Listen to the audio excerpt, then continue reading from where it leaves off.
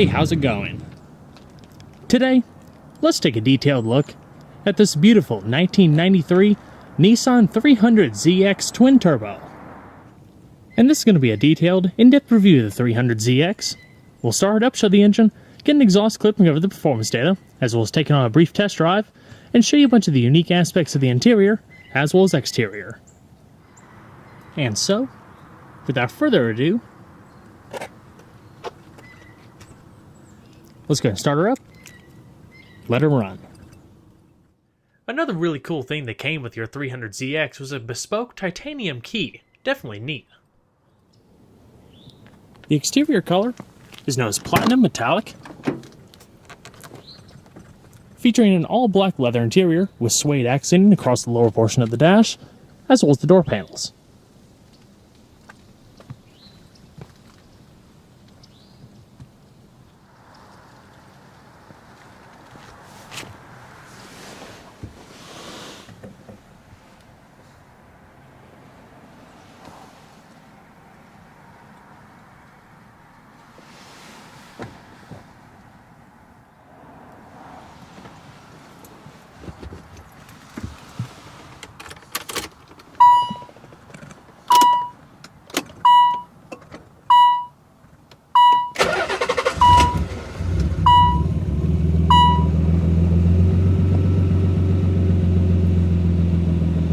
Beautiful sound from that twin turbo V6.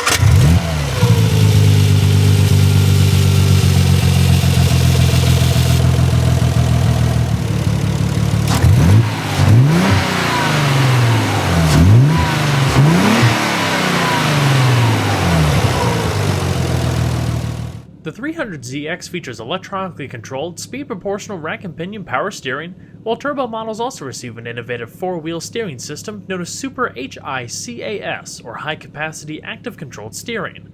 I'll refer to it as HICAS for the rest of the video.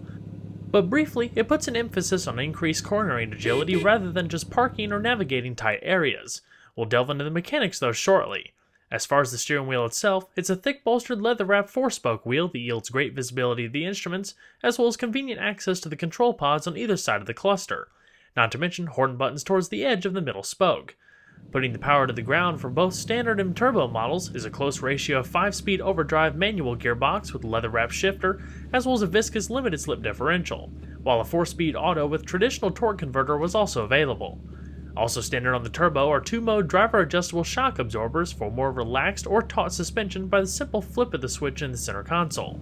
So let's go and flip on the headlamps, fog lamps, as well as the hazards. The driver's side window is automatic down. So let's go check the exterior, shall we? The 1990s represented somewhat of a rebirth of the affordable sports car, although in a slightly different way than your typical Camaro or Mustang. With the influx of an all-new wave of sports cars from Japan, it made for an interesting time of high horsepower, highly engineered, highly capable cars that almost anyone could afford. The Nissan Z series has always represented those key details that make a car in this category successful. It's no wonder then why the Z remains one of the most popular cars in the segment today, with over 2 million units sold worldwide. In the US, the Z has always had a signature number designation that typically hinted towards engine displacement, while in Japan it was simply known as the Fairlady Z regardless of the year. When the original design plans began in the late 1960s, the goal was to produce a car that would not only look good, but be innovative, fast, reliable, and relatively inexpensive to fix compared to steep European competition. Over the years, the original Datsun Z underwent many changes in performance, styling, and practicality to mold it into a well-equipped GT car with a balance between luxury and sport. The third generation Z31Z, now known as the 300ZX for 1984, really began to take the lineup to the next level with more turbo applications, an all-new engine, special editions, and better interiors. The Datsun name would then be dropped for 1985 to pave the way for future Z cars to be produced exclusively under the Nissan nameplate. The fourth generation 300ZX, internally known as the Z32, was originally introduced as an all-new model for 1990 to replace the aging Z31. It not only represented an all-new look, but it also debuted many innovations in performance, handling, and refinement. While great, it did come at an increased cost. For example, in 1993, this turbo had an MSRP price of just under $40,000. But what really set it apart though was its engineering.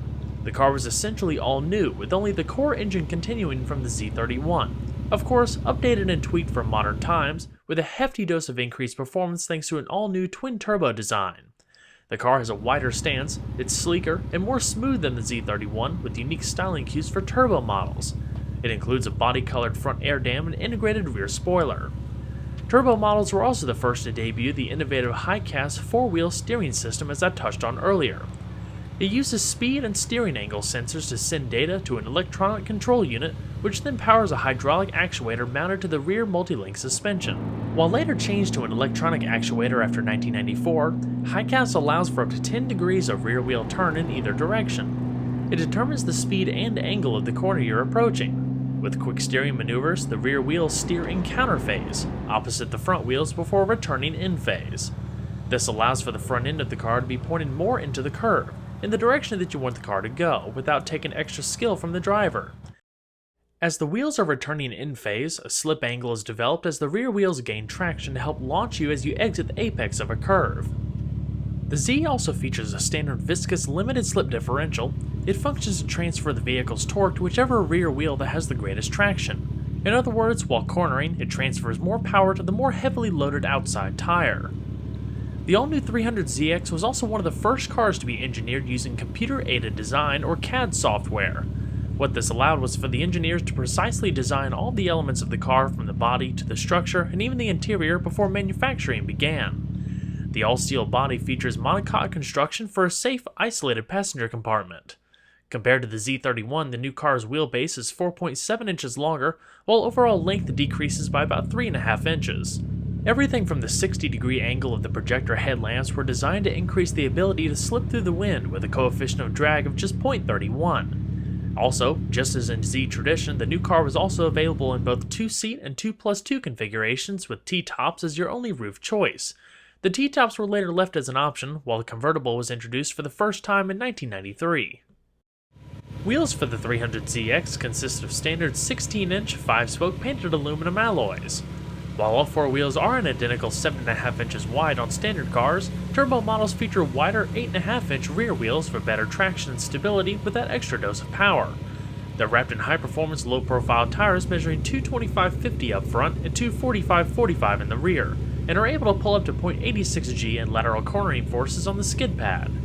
The wheels were actually cast in a way that they actually pull in air from the front portion of the wheel and pass air out the back portion of the wheel, helping increase the ventilation and cooling of the brakes in higher demand scenarios.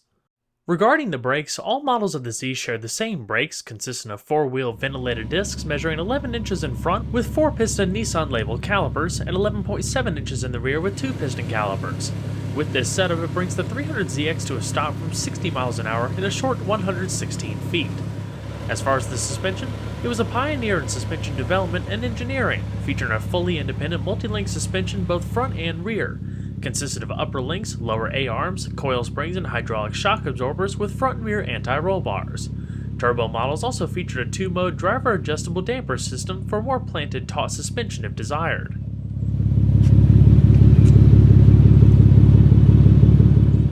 Overall length is 169.5 inches with a wheelbase of 96.5 inches. Width is 70.5 inches, height 49.4 inches, and a total curb weight, depending on how equipped, of around 3,474 pounds. So we're gonna pop the hood. When the 4th generation Z32 debuted for 1990, the 3-liter V6 found in the previous Z31 featured a host of upgrades while bore and stroke remained the same. It now featured a redesigned iron block with aluminum heads, new crankshaft and connecting rods, double overhead camshafts with 4 valves per cylinder, centrally locating spark plugs, new intake and exhaust manifolds, and variable valve timing, otherwise known as NVCS, or Nissan Valve Timing Control System. NVCS was designed to combat off-the-line acceleration loss with engines featuring 4 valves per cylinder that are designed for more top-end power. By retarding the intake camshafts via pressure-activated helical gear in the drivetrain, ideal valve timing and overlap are then maintained more consistently through the power band, creating more sustained, evenly distributed power delivery. The biggest news was for the turbo models, which now featured twin Garrett turbochargers and twin intercoolers, replacing the single turbo of the Z31.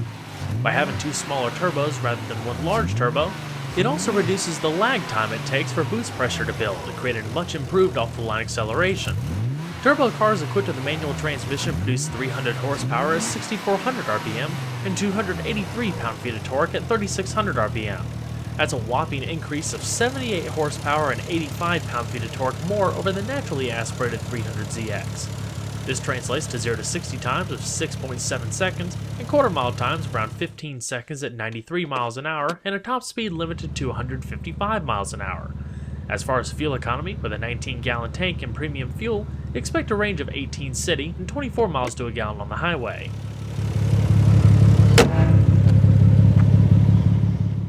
Unlike many cars produced in the 90s, the 300ZX is an awesome example of attention to detail. Nearly every square inch was carefully and thoughtfully designed to provide the best ergonomics and ease of reach with most essential controls. The doors are of unique shape and actually share a detached portion of the B-pillar that houses your 3-point seat belts. The majority of the interior features soft-touch material, as well as premium suede microfiber across the lower portion of the doors, dash, and console for a warm, cozying sensation. As the doors sweep up to meet the dash, your power windows and handle are also in easy reach, while the dual electric heated mirrors are located in the center console.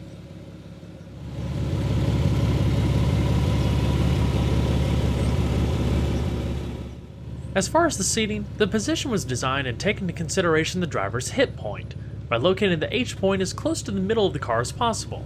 It gives the driver more sensation and awareness to yaw and pitch during cornering for an engaged experience. Nissan actually said that they considered over 1,000 seat designs before settling on the production form. These excellent sport buckets come standard as cloth, but can be wrapped in soft premium leather, as well as 7-way power adjustment, including lumbar and side bolstering adjustment. They provide a good balance of padding and lateral support, so they're comfy while still being supportive.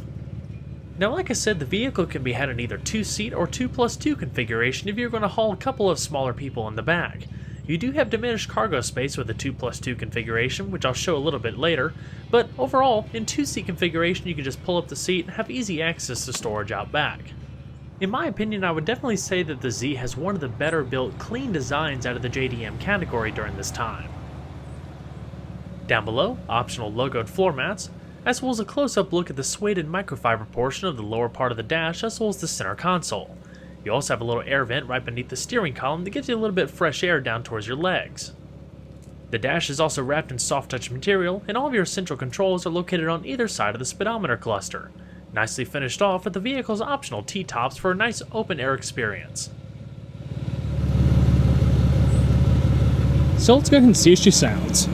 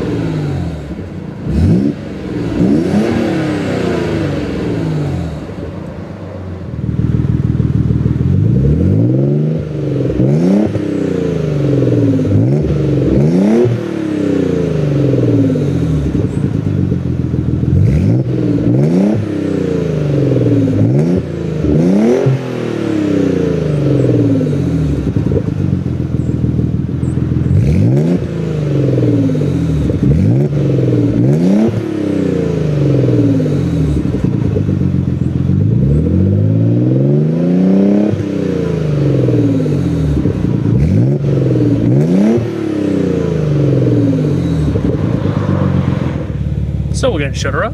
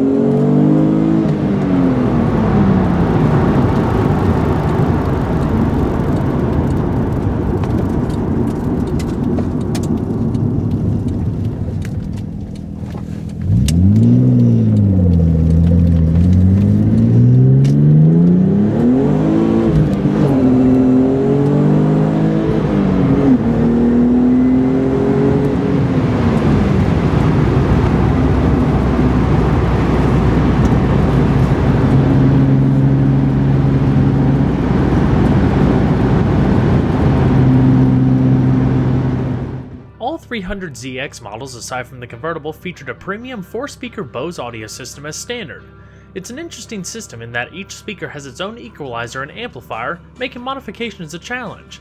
As far as media options, cars also came standard with an AM/FM stereo with cassette deck, and an in-dash CD player was also available. This car has been tastefully upgraded in a few ways, but still has the original deck. Overall, it's definitely a nice sounding audio system, especially for '93.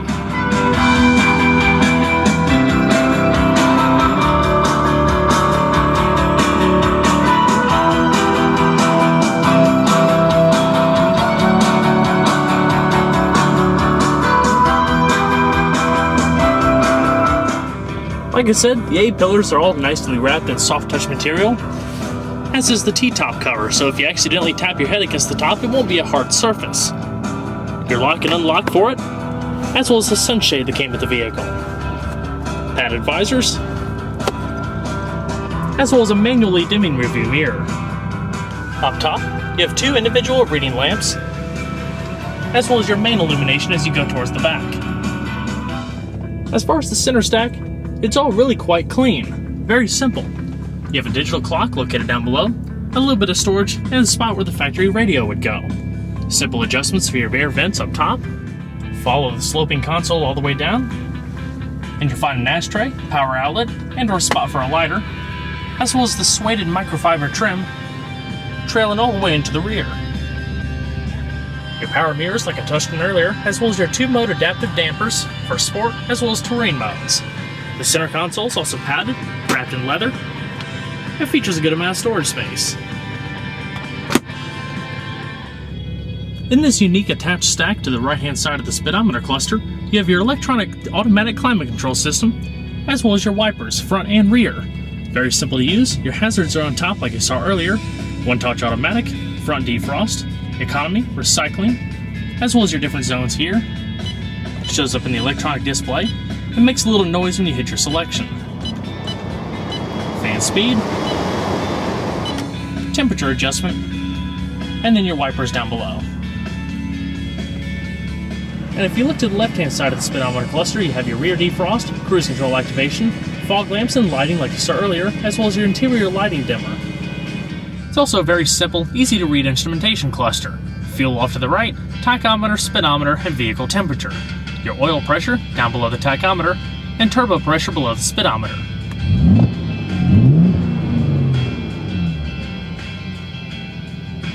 Alrighty. So, let's go ahead and shut her down.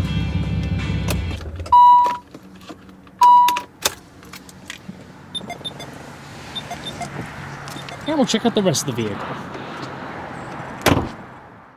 Thanks to its convenient hatch, the 300ZX 2-seater has quite a good amount of storage space behind the seats.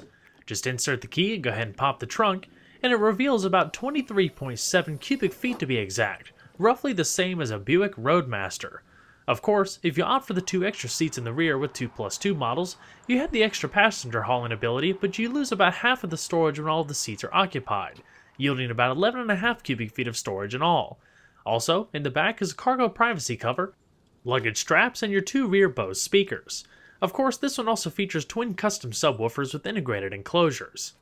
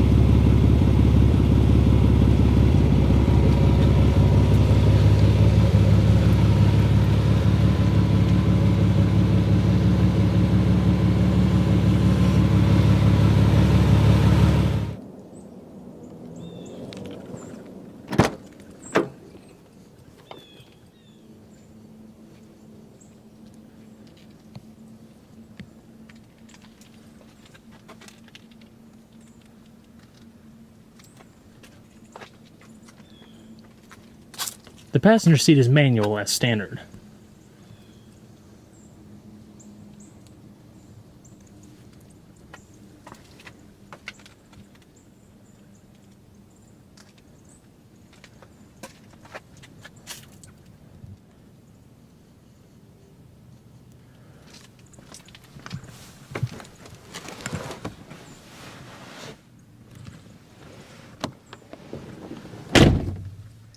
And thanks to the sloping dash, how it carries away from the passengers, the passenger space over here definitely feels nice and roomy.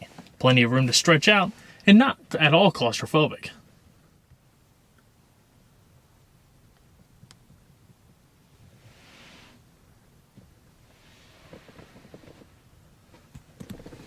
The dash, continuing across the passenger side, is also padded, and the suede microfiber trim also covers the glove box, which is locking. Good amount of space, gradually opens. The Nissan 300ZX is a prime example of how exciting the JDM market was for the 90s. With sleek, aerodynamic styling, plenty of performance and technological innovation, it's no wonder why this era of automotive design is fast becoming the next wave of future classics.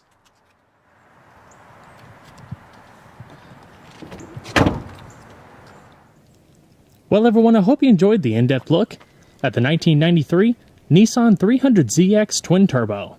Be sure to stay tuned next time, there's a lot more where that came from. Take care everybody.